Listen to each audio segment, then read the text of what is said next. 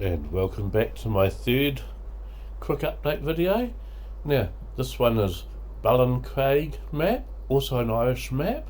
I've also got it set in the mid to late 80s.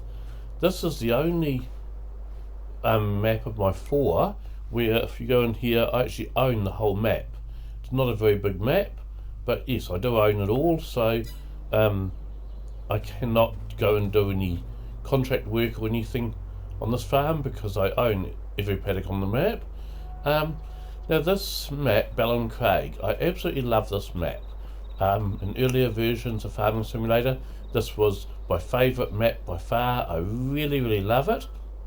The FS22 version, unfortunately the conversion of it is very awful, I've got to say. There's so many problems with this map. You would have to really love this map to persevere with it, otherwise I just wouldn't.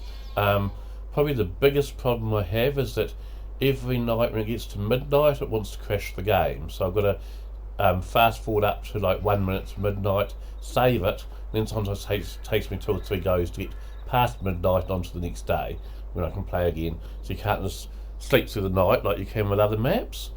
The other big problem with this map is none of the cows are animated. So in this map, if you go into the animal screen there, you'll see that I have cows and everything, and these cows do eat food, so they do breed, so they work exactly like cows are meant to work, except you can't visually see them. So what I've got is, as well as having the real cows that are invisible, I've got placeable cows which aren't animated, which I can just stand in the different places so that all of my paddocks that have cows in them, I shouldn't go that way if I'm talking about paddocks with cows in, then the ones in that direction do. But if we go back, say, over this way, all the cows that are in the paddocks, so I put the same number of placeable cows in a paddock as I have animated ones. Just don't know how many there are. And the other thing is, this map, we're in winter at the moment, we're in December, and for whatever reason, all the grass disappears altogether in winter time on this map. On most maps it gets very short and stubbly, as I'd expect it to, but I wouldn't expect it to actually just disappear altogether. So what you're seeing right now is like the painting underneath the grass, just the green painted on texture. So yes, this map, during the winter months you just get green painted on texture, but as soon as winter ends and the grass starts growing again, there will be actual grass in these paddocks, and it won't just be painted in the way it is right now. Now this map, as well as having a lot of problems with the actual map, things not working as they're meant to and things like that, it also, in the conversion, they didn't do a very good job with the yard, in my opinion. Because what made, this is just my opinion, and I'm not really hassling the map model that modified this because they did a better job than I could, okay? But what made BallinCraig such a great map is that it had a very tight yard, and when they converted this one over, they opened the yard right up. So I've done a lot of work in this yard to turn it back into basically how it looked on the original versions of BallinCraig. So I've tightened the yard right back up again. It's just one long yard here, as you can see. You go around this bit and you've got your fuel in here and things, but yeah, and the sheep down here. But yeah, I've had to sort of rebuild all this yard myself to get it to be as tight as it originally was when this map was originally released, and how I fell in love with it.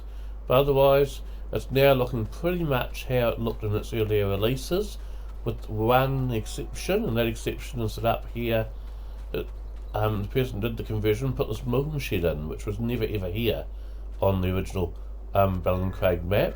But I really like this milking shed here, so I wanted to leave it here even after changing everything else back to sort of make it like it was in the original BallinCraig. So yeah, I have got that milk shed there, otherwise it's pretty much exactly how it was. This one, although I own the whole map, as I said, it is a very small map, so it is a very small dairy farm, this. Very small, just in fact 3 of my dairy farms are quite small family run farms. This will be the second smallest one I think in terms of physical size, even though I own the whole map. But yeah, absolutely love this map. Wouldn't recommend it not on FS22 to anyone else. There's just too many problems. But if you're playing earlier versions of Farming Simulator, okay, I'm looking at you here. It's a map I'd highly recommend to anyone. But yeah, on FS22 it wasn't a particularly well done conversion, so I don't know that I'd recommend it to anyone. If you're playing FS22, you'd have to be really, really keen on the map to play it.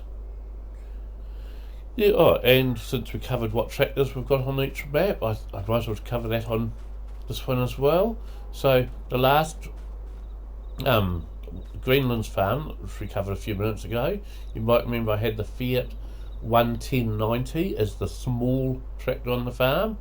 On this map I've got the Fiat 11090, the same Fiat Agri tractor, but this time it's the big tractor on the farm. Even though it's the smaller of the two Fiat Agris, that's the largest tractor I've got on this farm.